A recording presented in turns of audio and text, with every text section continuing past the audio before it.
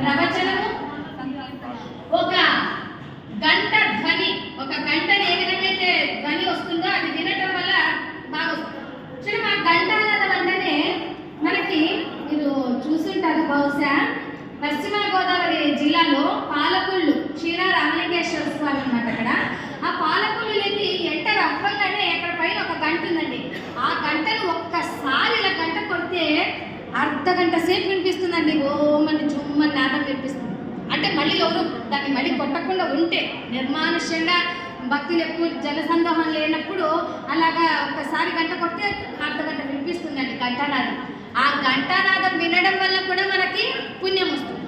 ఇంకొకటి వేదం, ఓంకారం చెప్పింది. వేదంలో మనకి ఓంకారం, ఆ ఓంకారాన్ని వినటం వల్ల కూడా మనకి పుణ్యం వస్తుంది.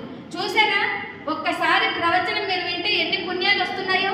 మొట్టమొదట ఓంకారం చేస్తాం, ఆ ఓంకారం వల్ల మీకు పుణ్యం వస్తుంది.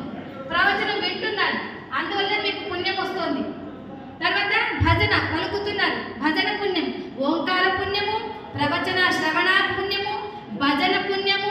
గానం, పాటలు పాడుతున్నాం, గానం పుణ్యము. నృత్యం చేస్తున్నాం, భగవంతుడికి పరమ తన్మయత్వం అయిపోయి నృత్య పుణ్యము.